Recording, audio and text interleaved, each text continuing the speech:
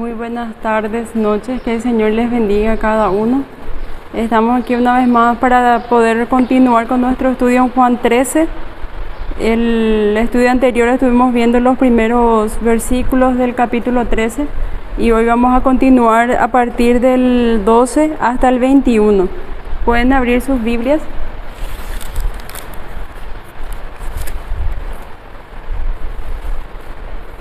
En Juan 13, a partir del 12 al 21. Para poder entonces iniciar, me gustaría recordar un poquito lo que ya estuvimos diciendo, aprendiendo también hasta ahora, ¿verdad? Esta sección habla acerca del lavamiento de los pies de los discípulos. Algunos puntos importantes que quería resaltar del estudio anterior que hizo el hermano Víctor, ¿verdad? Es una parte muy importante, ¿verdad? El lavar los pies.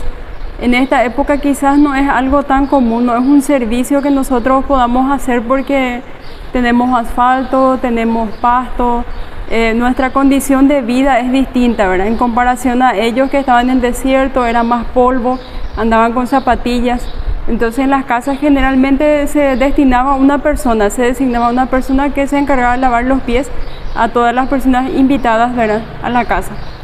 Y generalmente, como estaba diciendo el hermano Víctor, ese trabajo era tan denigrante, ¿verdad?, era tan bajo que solamente los gentiles hacían, los esclavos gentiles, ni siquiera los esclavos que eran judíos podían hacer ese trabajo, ¿verdad?, de tan denigrante que era, ¿verdad? Entonces vemos acá que Jesús tomó esa acción que era denigrante para el pueblo judío y él se puso la toalla y empezó entonces a lavar los pies de sus discípulos con el fin de enseñarle algo.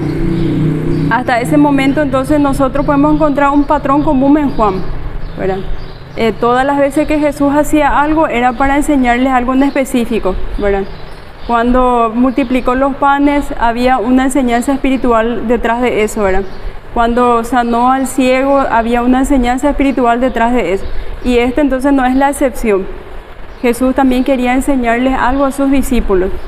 Y vamos a continuar entonces en esta sección para poder aprender un poco, ¿verdad?, acerca también del amor de Cristo. Como estaba diciendo el hermano Víctor, un amor incondicional, ¿verdad? Un amor de servicio, un amor sacrificial. Es lo que Cristo estaba mostrando en ese momento hacia las personas que le estaban rodeando. Y dándonos un ejemplo a que nosotros también tenemos que hacer lo mismo, ¿verdad? Y vamos a profundizar entonces ese estudio en esa sección. Para continuar un poco entonces, el 13, a partir del 12 al 21 dice: así que después que le hubo lavado los pies, tomó su manto, volvió a la mesa y les dijo: ¿sabéis lo que os he hecho? Vosotros me llamáis maestro y señor, y decís bien, porque lo soy. Pues si yo, el Señor y el Maestro, he lavado vuestros pies, vosotros también debéis lavaros los pies los unos a los otros. Porque ejemplo os he dado, para que como yo os he hecho, vosotros también hagáis. De cierto os digo, el siervo no es mayor que su Señor, ni el enviado es mayor que el que le envió. Si sabéis estas cosas, bienaventurados seréis si las hiciereis. No hablo de todos vosotros, yo sé a quién he elegido, mas para que se cumpla la Escritura, el que come el pan conmigo, levantó contra mí su calcañar. De ahora os lo digo antes de que suceda, para que cuando suceda creáis que yo soy. De cierto os digo, el que recibe al que le enviaré, me recibe a mí, y el que me recibe a mí, recibe al que le envío. Habiendo dicho Jesús esto, se conmovió en espíritu y declaró y dijo: de cierto os digo, que uno de vosotros me va a entregar. Entonces, tenemos dos partes en específico, una continuación de lo que ya estaba diciendo el hermano Víctor también, y la otra parte es la traición de Judas, el anuncio entonces de una traición. Entonces, para poder terminar y culminar un poco lo que es la parte de que estaba desarrollando anteriormente el hermano, vemos que él se levanta, ¿verdad?, de la mesa y se vuelve al lugar donde estaba para poder enseñarles algo espiritual a ellos. Este acto ha sido, digámosle, ha sido analizada y ha sido estudiada y entendida de diversas formas. Una de las formas entonces que nosotros vamos a ver, dice está en el estudio que yo les envié y hay otros dos, ¿verdad?, que me gustaría solamente mencionar, ¿verdad? Dice: el principio más importante que Jesús quería enseñar a sus discípulos era la trascendencia de la humildad y del servicio en amor. Esto es claro porque les dijo: ¿sabéis lo que os he hecho? Le hace una pregunta: vosotros me llamáis Señor, Maestro y Señor, y decís bien porque lo soy. Pues si yo, el Señor y el Maestro, he lavado vuestros pies, vosotros también debéis lavaros los pies los unos a los otros. Esta era una lección crucial para los discípulos, que reñían constantemente sobre quién era el más grande. ¿Recuerdan ustedes en versículos anteriores? Los discípulos estaban constantemente cuchicheando, diciendo quién era el más grande. Incluso le preguntaron al Señor qué ellos podían hacer para ser más importantes en el reino de los cielos, ¿verdad? Entonces el Señor les dio varias referencias y varias enseñanzas acerca de esto, ¿verdad? Incluso Juan y Jacob se acercaron a Jesús para decirle o pedirle, entonces, o sea que su madre, para pedirle que le haga sentar a sus hijos a su izquierda y a su derecha cuando llegue en su reino, ¿verdad? Ellos estaban con deseo de poder, de grandeza, ¿verdad? Ellos estaban viendo todavía entonces a un Mesías político que iba a instaurar su reino en ese momento, y ellos querían un lugar importante en aquel reino que ellos tenían en mente, ¿verdad? Entonces, lo que Jesús hace en este momento era algo totalmente diferente, ¿verdad?, lo que ellos estaban esperando, porque Jesús toma entonces un trabajo denigrante para ellos en ese momento, en esa ocasión, y le enseña a ellos lo que es el servicio y la humildad, ¿verdad? El servicio, que es para nosotros quizás algo denigrante que el Señor nos pide a veces hacer, ¿verdad? Algunas veces en la iglesia mismo, ¿verdad?, tenemos que hacer algo que es denigrante, ¿verdad? Cuando se hace Edelim, quizás, ¿verdad?, el baño queda un poco sucio, es denigrante ir a limpiar, ¿verdad?, el olor, todo lo que se queda allí, ¿verdad? Entonces eso es un servicio en amor, sin quejas, haciendo con amor, ¿verdad? Quizás hay otros ejemplos, ¿verdad?, pero eso es lo que más me viene en la mente más rápido, ¿verdad? Pero hay muchos ejemplos de servicio que nosotros podemos hacer a los demás. Dice, a partir de este pasaje, algunos argumentan entonces, acá lo que estábamos leyendo, que el lavado de los pies de los discípulos era una ordenanza de la iglesia. Esa es otra forma de interpretar también. Algunos entonces, algunos teólogos también decían entonces de que era una ordenanza de la iglesia, igual que el bautismo y la Santa Cena. Bueno, y ellos hacen entonces una referencia ahí en 1 Timoteo 5:10, podemos buscar.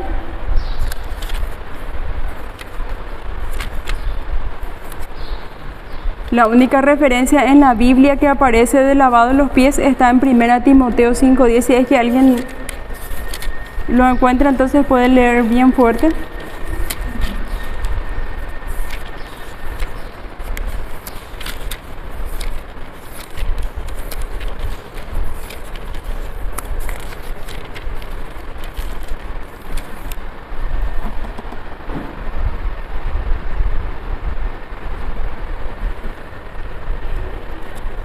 ¿Alguien encontró el...? Sí.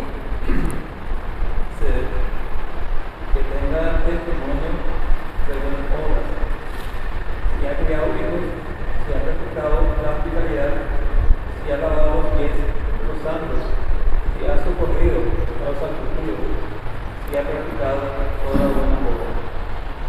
Amén, gracias. Entonces esta es la única referencia de la Biblia que hace entonces con respecto al lavado de los pies. Pero si nosotros elevamos, ¿verdad?, el hecho de lavar los pies a un estado de ordenanza, es minimizar la lección importante que Jesús estaba enseñando en ese momento, ¿verdad?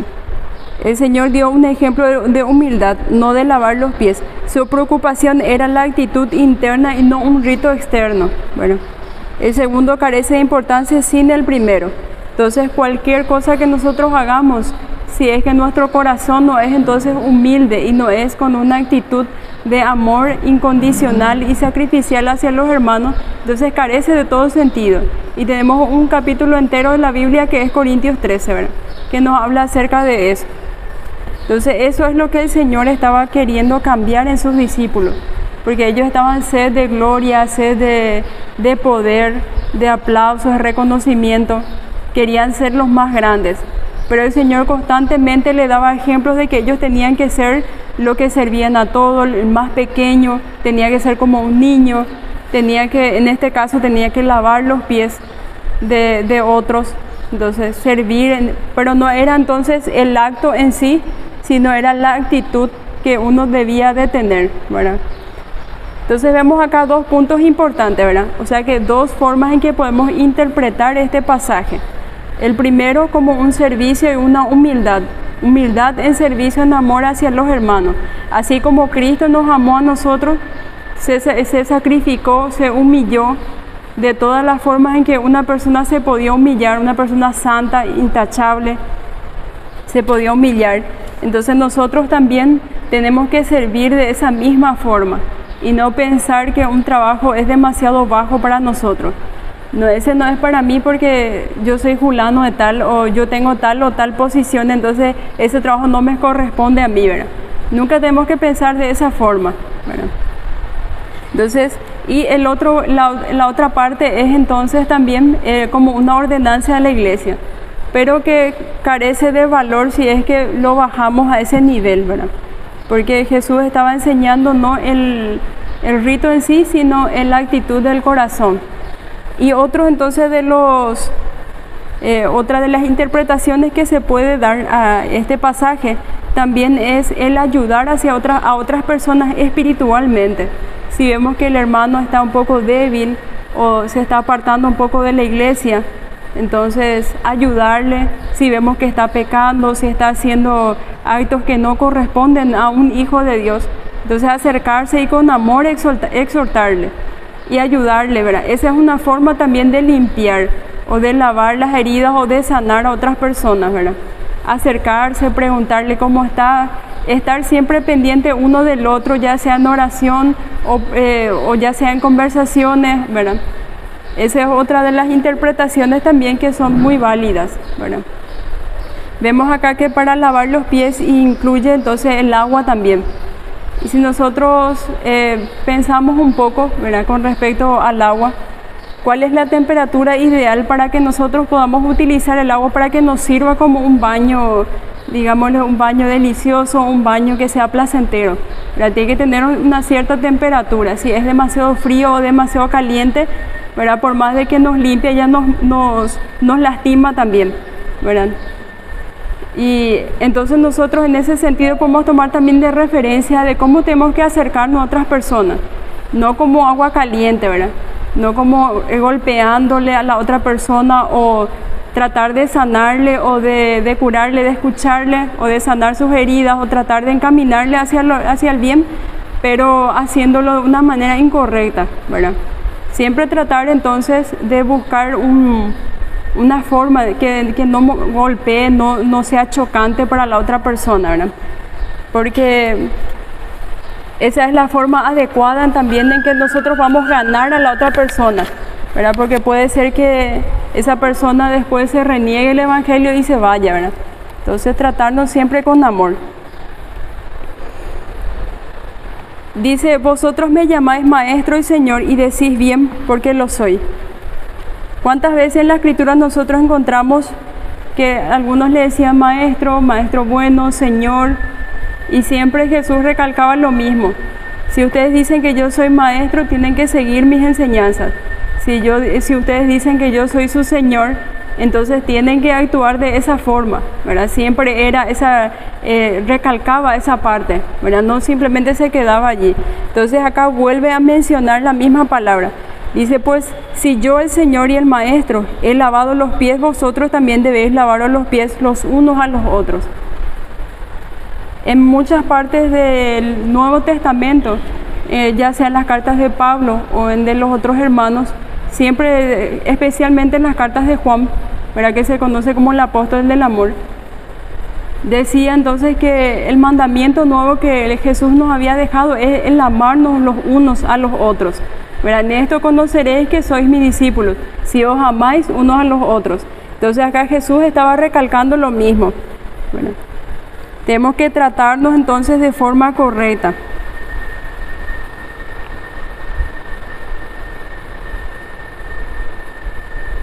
Dice, porque ejemplo os he dado para que como yo os he hecho, vosotros también hagáis. Si nosotros notamos, este versículo está hablando de forma general, no solamente el acto de lavar los pies, ¿verdad? Y hay muchísimas cosas que en los evangelios no se incluyó que Jesús hizo, ¿verdad?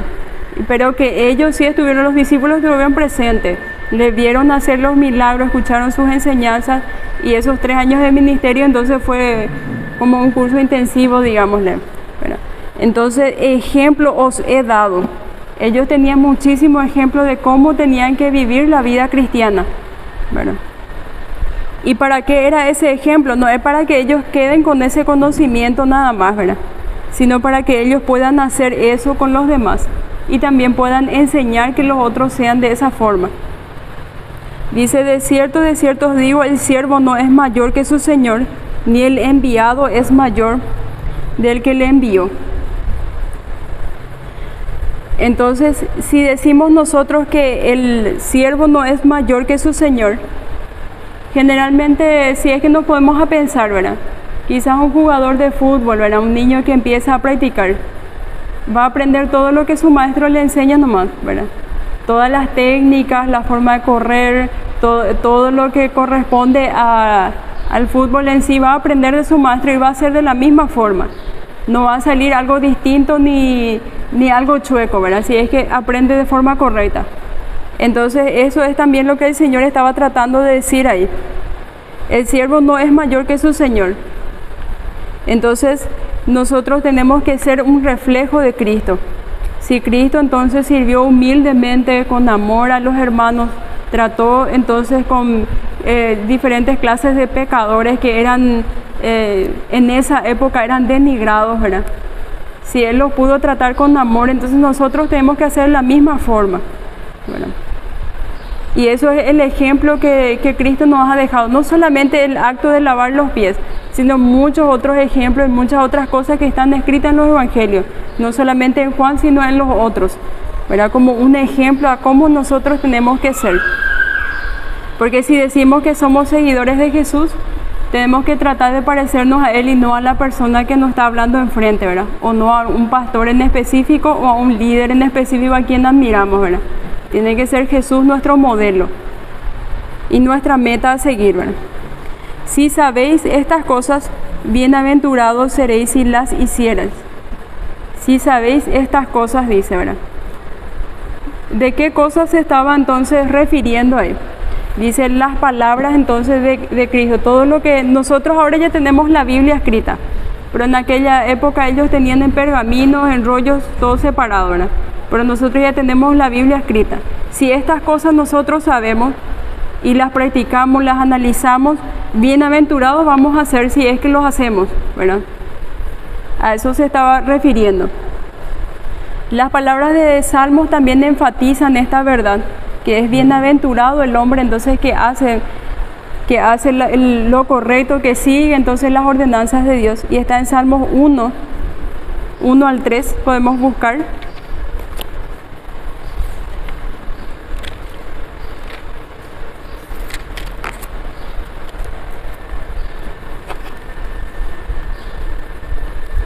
Salmos 1 al 3 dice, bienaventurado el varón que no anduvo en consejo de malos, ni estuvo en camino de pecadores, ni en silla de escarnecedores se ha sentado, sino que en la ley de Jehová está su delicia, y en su ley medita de día y de noche.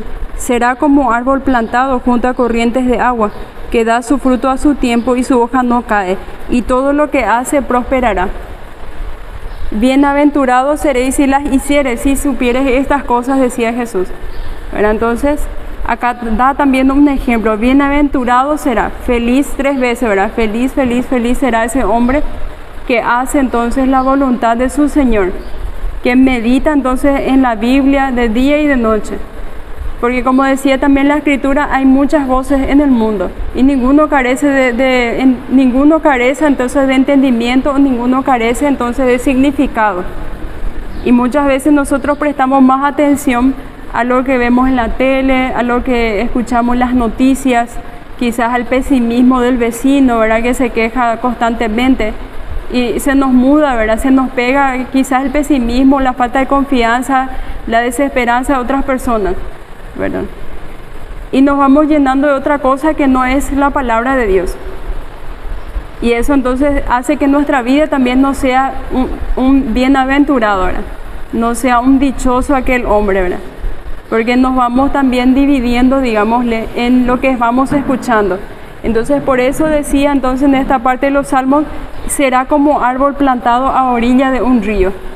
Como es un árbol que es bien regado, que tiene agua, una buena cantidad de agua, que tiene buena tierra, ¿cómo es, verdad? Siempre tiene sus hojas muy verdes, crece bien, es grande, ¿verdad?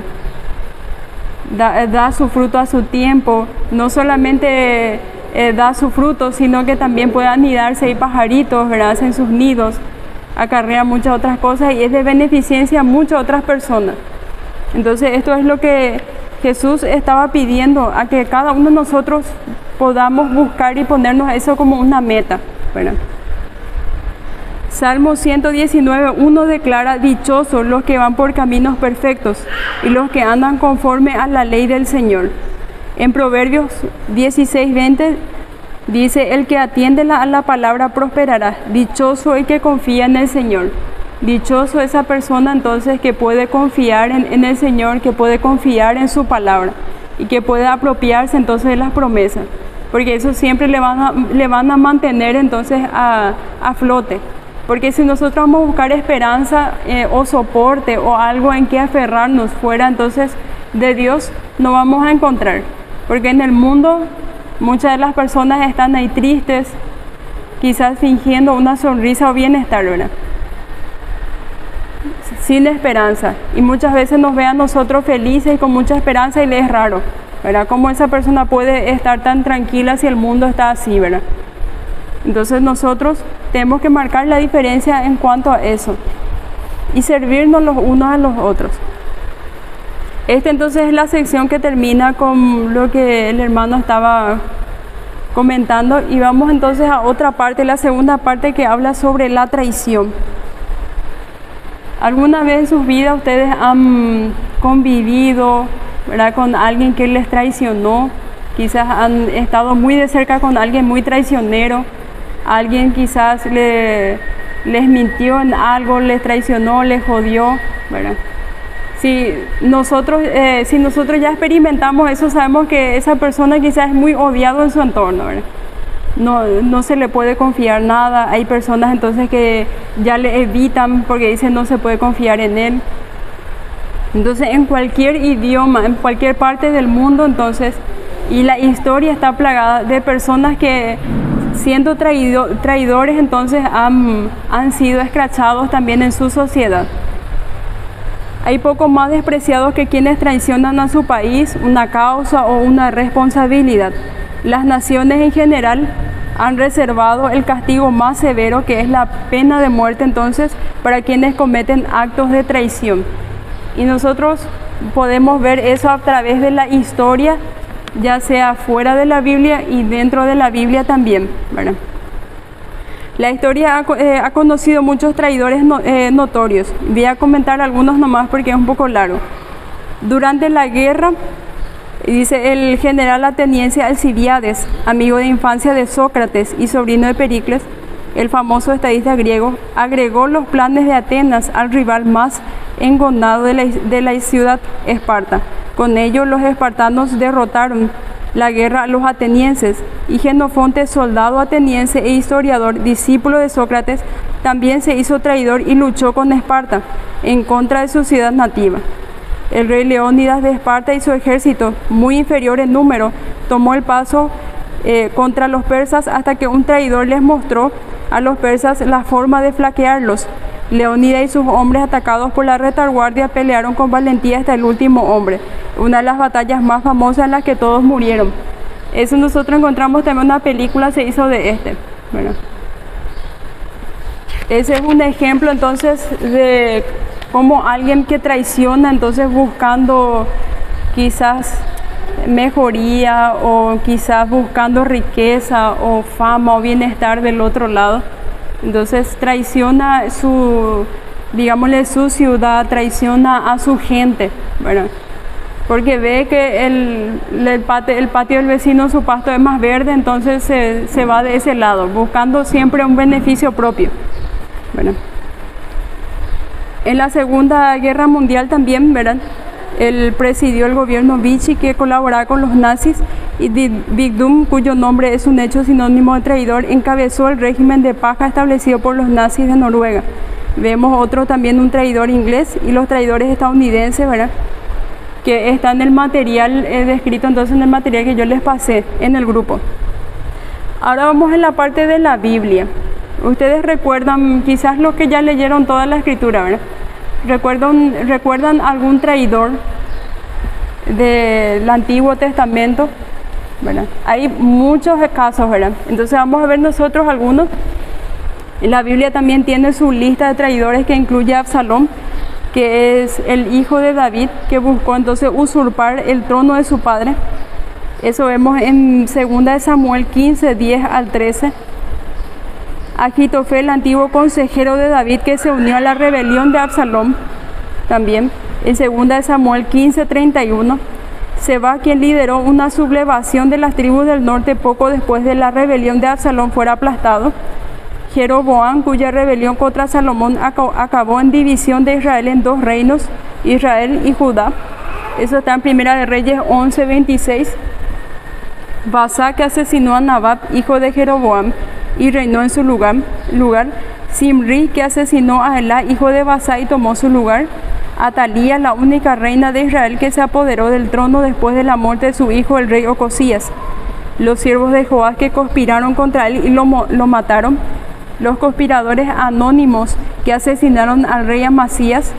Salum, cuya conspiración dio fin al reinado breve del rey Zacarías. Manahén, que también asesinó y reemplazó a Salum.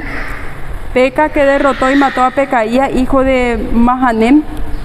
Oseas, que mató a Peca y fue el último rey del reino del norte. Los siervos de Amón, los cuales conspiraron contra él y lo mataron. Y vemos entonces muchos otros ejemplos en la escritura en el Antiguo Testamento. Pero el que es más notorio en la Biblia, incluso es usado su nombre como un sinónimo de traición, es Judas. Bueno, Judas es el traidor más notorio de las escrituras. Bueno, Judas tuvo un gran privilegio, el de formar parte de los 12 seguidores más próximos del Señor Jesús durante su ministerio terrenal. No obstante, de modo increíble, después de convivir 3 años con el Jesús incomparablemente perfecto, de observar sus milagros y oír sus enseñanzas, Judas lo traicionó. Judas estaba entonces cuando ese ciego pudo ver otra vez, cuando el cojo se levantó. Judas estaba entonces en muchos de los milagros que Jesús hizo, en sus enseñanzas, en la multiplicación del pan. Judas tuvo el mejor maestro que la historia puede conocer, ¿verdad? Y jamás haya existido quizás en el mundo, ¿verdad?, que haya pisado este planeta alguna vez, pero él lo traicionó, ¿verdad? El relato trágico y oscuro de la historia de Judas revela las profundidades del mal en las que puede hundirse el corazón humano, aún en las mejores circunstancias. La iglesia primitiva detestaba y desdeñaba a Judas. Por ejemplo, su nombre aparece en el último en la lista de los apóstoles, excepto en Hechos 1, donde no aparece en lo absoluto. Además, siempre que los evangelistas mencionan a Judas, lo identifican como el que traicionó a Jesús. Siempre cuando aparece una lista de los discípulos en los evangelios, al final le pone Judas Iscariote, el que traicionó a Jesús, dando énfasis, ¿verdad?, o siempre recalcando que eso fue lo que él hizo, ¿verdad? Poco se sabe de la vida de Judas antes de convertirse en apóstol. Su padre era Simón Iscariote. Su apellido se deriva de 2 palabras hebreas cuyo significado es hombre de Keriob. Esto sugiere que Judas era de la villa de Keriob o de Moab, o más probablemente de Judá del sur de Hebrón. Por eso Judas posiblemente era el único de los 12 que no era galileo, aunque no parece que los otros apóstoles lo excluyeran o lo menospreciaran por ello. Al ser Judas entonces proveniente de otra región, los discípulos que eran que eran todos conocidos vecinos ahí de la ciudad de Galilea, no le conocían a Judas, ¿verdad? Entonces esto da una justificación de por qué, cómo él pudo ocultar su hipocresía, ¿verdad? Pues los otros 11 podrían haber conocido poco de él y de su trasfondo, ¿verdad? Los otros discípulos confiaban en Judas implícitamente, incluso le hicieron su tesorero, y eso menciona en Juan 12:6 y Juan 13:29, le hicieron su tesorero a Judas.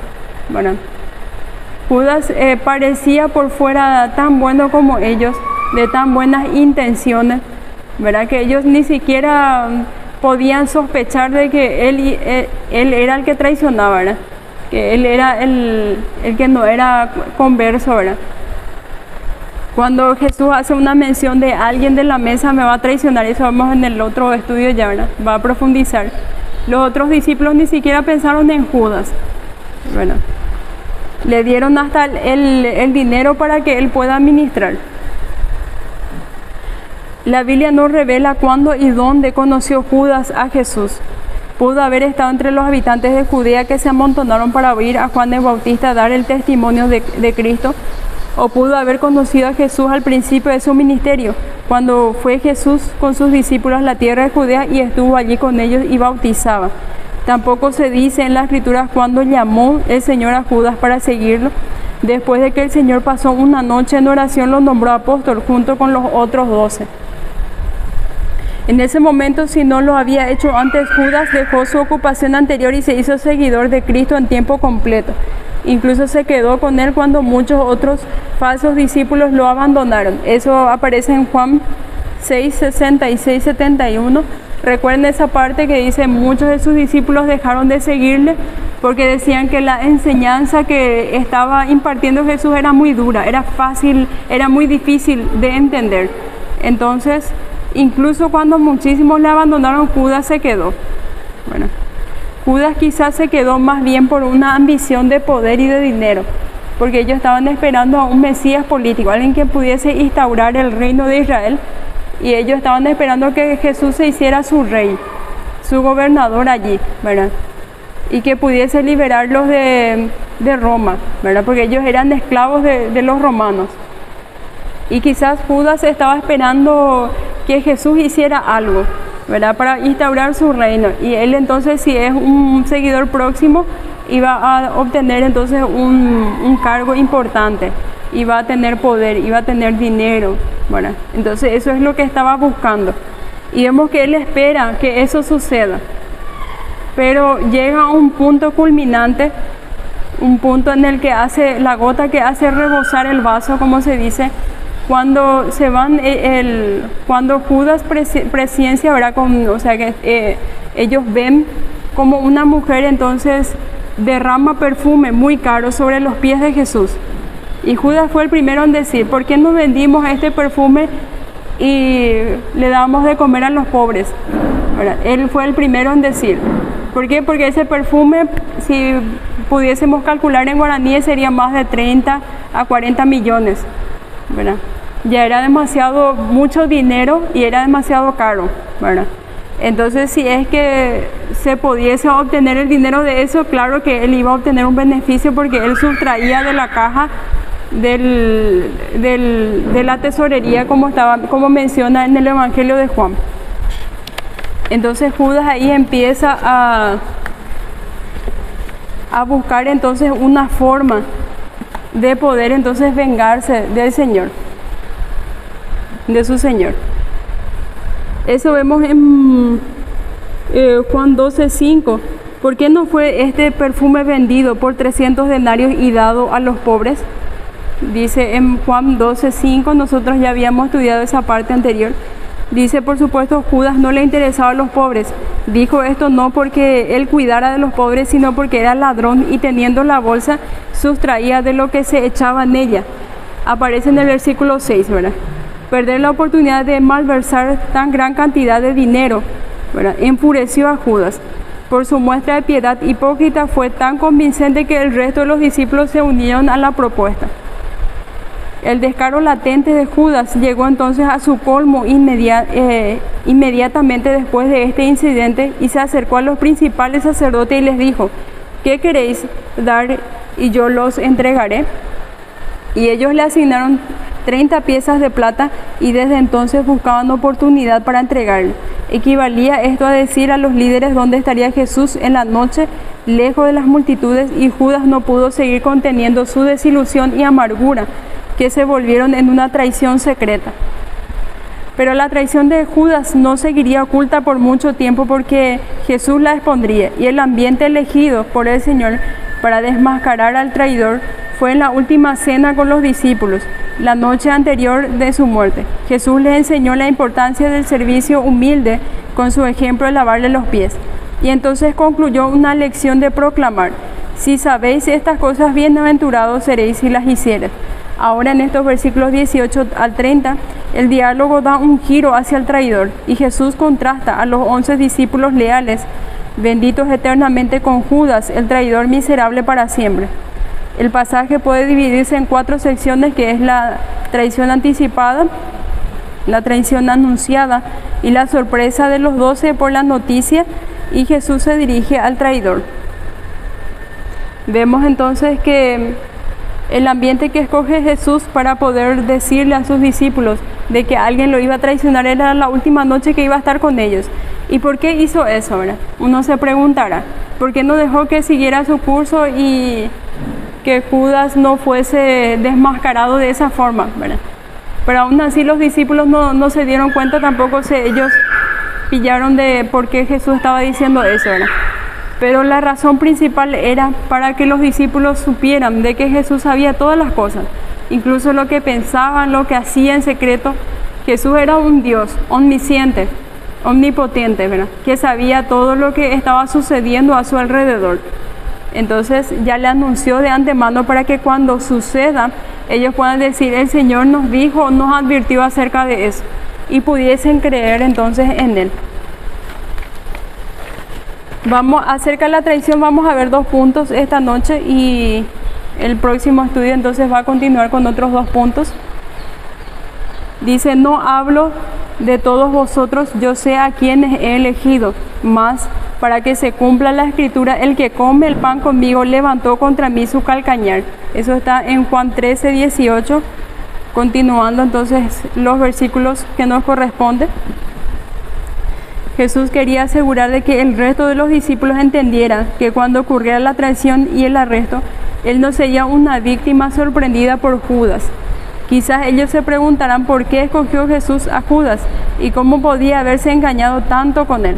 Por lo tanto, el Señor aclaró su afirmación anterior en cuanto a que los discípulos estaban limpios. Sin embargo, no hablaba de todos en su omnisciencia. Sabía quién le iba a entregar, por eso dijo: no estáis todos limpios. Solo lo estaba quienes había elegido. A Jesús no lo atraparon por sorpresa. No fue víctima impotente y engañada de una traición insospechada. Fue el enviado de Dios para efectuar su propósito sin prisa y sin miedo, para hacer lo que Dios había planeado que hiciera. El Señor escogió a Judas a propósito para que se cumplieran las Escrituras.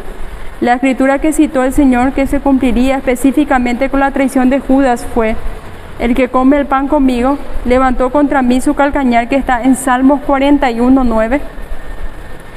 Podemos buscar.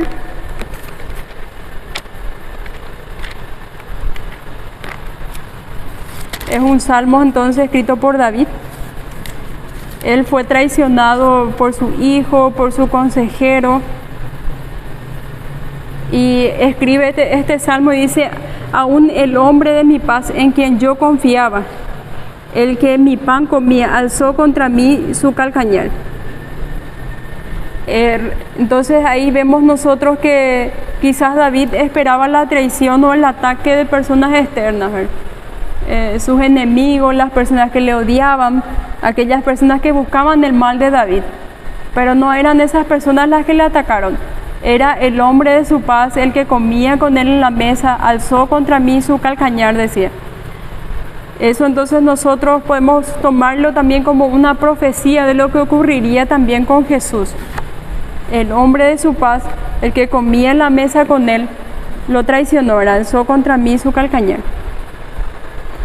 En Salmo 55, los versículos 12 y 14 dice: porque no me enfrentó un enemigo lo cual habría soportado, ni se alzó contra mí el que me aborrecía, porque me hubiera ocultado de él, sino tú, hombre al parecer íntimo mío, mi guía y mi familiar, que juntos comunicábamos dulcemente los secretos y andábamos en amistad en la casa de Dios. Vemos entonces de que esto también era una profecía y de que Jesús no era una víctima de lo que estaba ocurriendo a su alrededor. Pero aunque esta fue una profecía, ya desde tiempos, desde la creación del mundo, ya fue dicha, entonces Judas, eso no le exime a Judas de culpabilidad.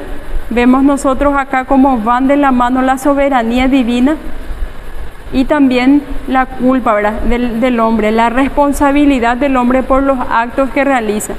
Jesús en su omnisciencia sabía que Judas en alguna parte de la historia, ¿verdad?, iba a traicionarle. Incluyo eso entonces dentro de su plan divino para poder salvar a la humanidad. Pero eso no hace que Judas sea un inocente o sea un robot, ¿verdad? Él actuó con libertad, él actuó siguiendo los deseos de su corazón. Judas escogió hacer lo que hizo libremente, era completamente responsable de sus actos. La misma tensión de soberanía y la elección humana se hacen evidente cuando Judas se vuelve discípulo. Él escogió seguir a Cristo y aún así se hizo seguidor de Jesús solo porque Cristo lo escogió. Aunque claramente no fue así para salvación. La traición de Judas estaba predeterminada, pero ello no contradice la verdad de que él actuó según su propia voluntad. Jesús afirmó las dos verdades cuando dijo en Lucas 22:22, a la verdad el Hijo del Hombre va según lo que está determinado, que es la soberanía de Dios, pero hay de aquel hombre por quien es entregado. La responsabilidad de Judas, el Dios soberano que hace todas las cosas según el designio de su voluntad. Entonces, todo sucedió de acuerdo a lo que ya estaba predeterminado, pero hay de aquel hombre por quien es entregado, aquel que ejecuta entonces para que eso ocurra. Y vemos otros ejemplos también, un ejemplo más, me gustaría mencionar, acerca de la soberanía de Dios y la elección humana. Y otro ejemplo muy evidente, digámosle, en la Escritura está en el Antiguo Testamento, cuando Dios mismo dice que endureció el corazón del faraón para que su poder pueda ser notorio en su pueblo, para que él pueda ser exaltado a través de lo que iba a hacer a través de él. Vemos ahí que el faraón no era un robot, no era alguien que estaba siendo manipulado por Dios para lograr un objetivo en específico, ¿verdad? Cuando decimos que endureció, estamos diciendo que Dios dejó de ablandar su corazón, le dejó que Él sea como es, ¿verdad?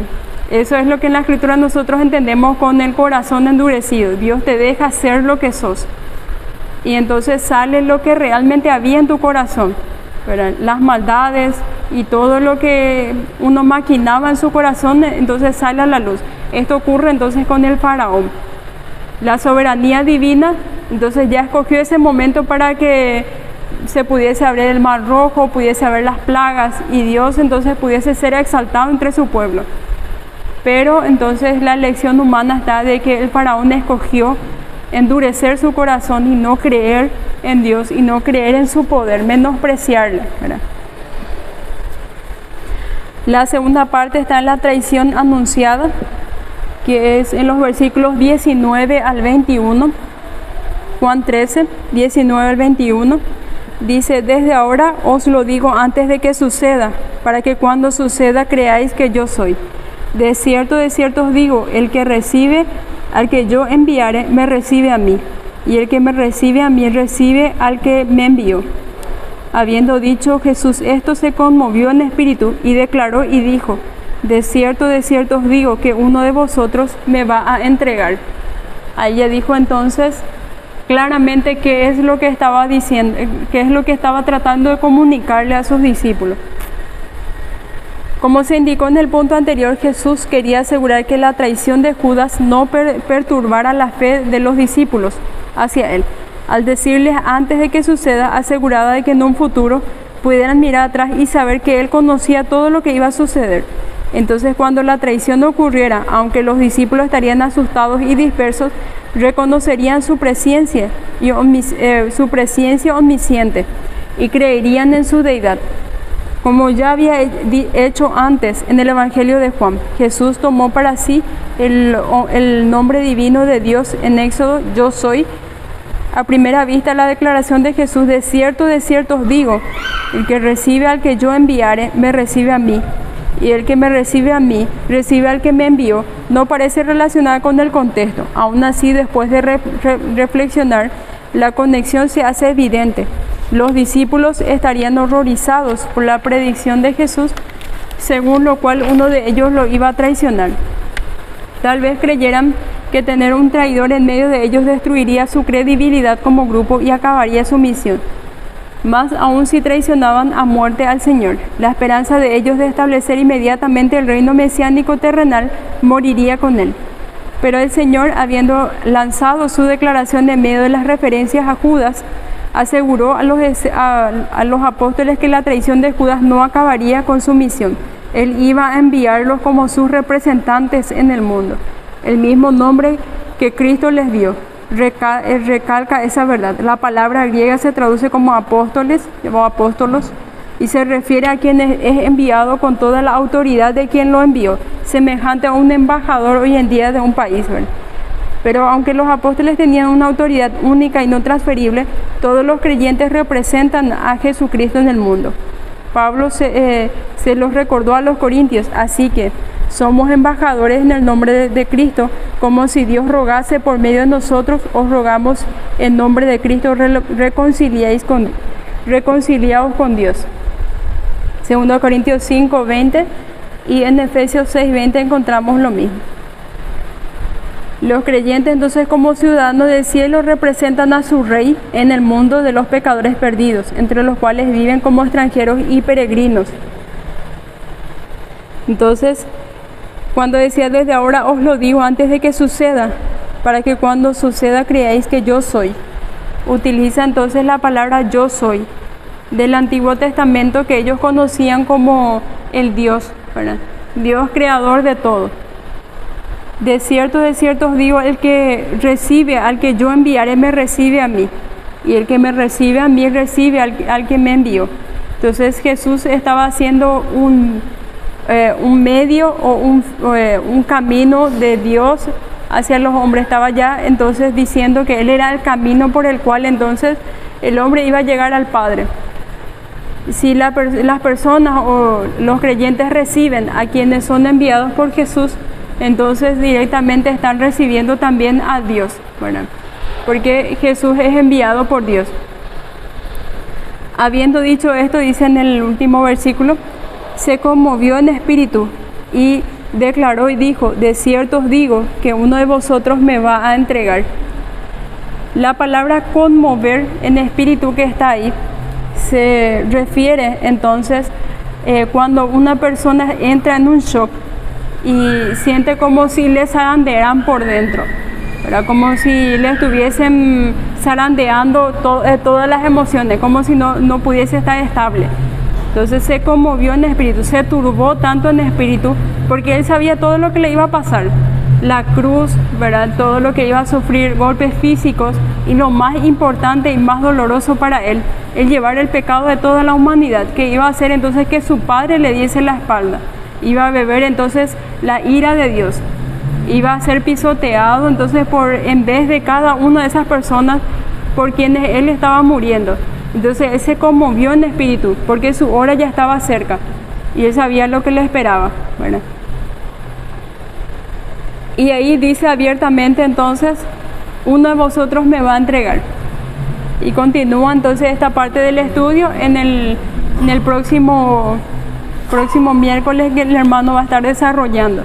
Pero entonces como conclusión podemos entonces recalcar dos cosas importantes. Lo que hoy aprendimos entonces es acerca del servicio en humildad, el amor que tenemos que tener unos por los otros, tratar a los demás como nos gustaría que a nosotros nos trataran, ¿verdad? No con aspereza, no a regañadientes o en argelería, sino tratar de de ser un poco más mansos, ¿verdad? Y escoger las palabras correctas para no dañar a las otras personas, sino sanarlas. Y también otro punto entonces, de que a pesar de que Judas escogió libremente entonces traicionar a Jesús, seguirle, Dios sabía de eso y lo incluyó en su plan divino, ¿verdad? Entonces vemos ahí un contraste entre la soberanía de Dios y la elección humana. Nada se escapa entonces de Dios, nada que nosotros podamos hacer en lo oculto o que podamos nosotros maquinar en lo más profundo de nuestro corazón, Dios lo sabe. Es como si fuera que le estuviésemos diciendo ahí de frente, ¿verdad? Todo lo que nosotros pensamos son como palabras ante Dios, ¿verdad? Entonces no tenemos que pensar que Dios es indiferente o que le estamos pudiendo esconder algo, porque no es así, ¿verdad? Y también el que nosotros somos bienaventurados cuando seguimos los consejos de Dios, cuando meditamos en su palabra y nos apropiamos entonces de todo lo que la Escritura nos pide, no solamente las promesas agradables, sino también las exhortaciones y aquellas cosas que nos duelen un poquito más hacerlas, ¿verdad? Entonces vamos a continuar el próximo miércoles con este estudio y esto es todo. Que el Señor los bendiga.